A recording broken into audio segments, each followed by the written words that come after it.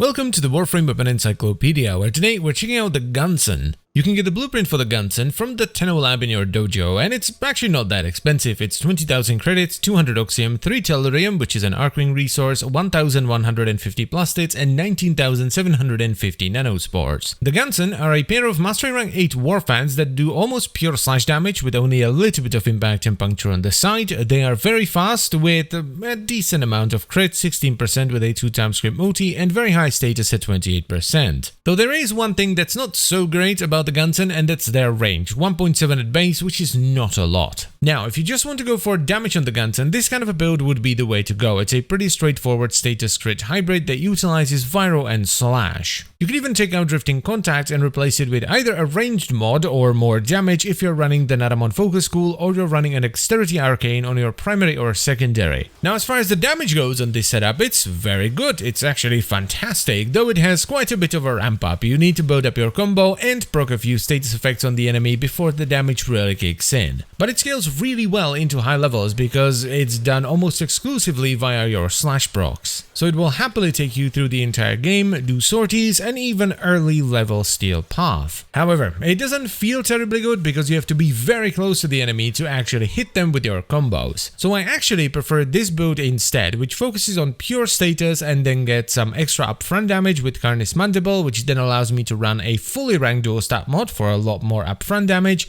and it can also easily slot in primed reach for a ton of extra range. This is what really makes the weapon shine, in my opinion. Having all that extra range just feels great, especially since the forward combo on Warfans allows you to sprint, so you can sort of run around and haphazardly flail the Warfans around, killing everything in your way. Plus, you have a lot more upfront damage, meaning that you will one-shot enemies up to a much higher level, which just feels great when you're doing stuff on the star chart. And finally, while you don't have quite as much slash damage as on the hybrid setup, because we did lose the crit, it's still more than enough to go through the entire game and do sorties. So all in all, the Gunsen are actually quite good, but there are of course some downsides. Firstly, the range is just atrocious. If you're not running a ranged mod, the range is very short. Secondly, a 16% crit chance is simply too low nowadays to do anything substantial with. And thirdly, the other warfans have some sort of a unique mechanic attached to them, whereas this one doesn't. This does kind of work in its favor though, because as it is not as popular as the other two warfans, its Riven disposition has consistently been much higher. So if you have a Riven for the Gunsen, you can very easily push it well above the other warfans. So yeah, if you're at all interested in trying out warfans, I would absolutely recommend you give the Gunsen a shot. It's actually a very solid weapon that's not too expensive.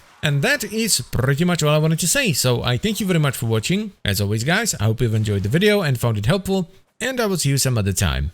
Bye bye.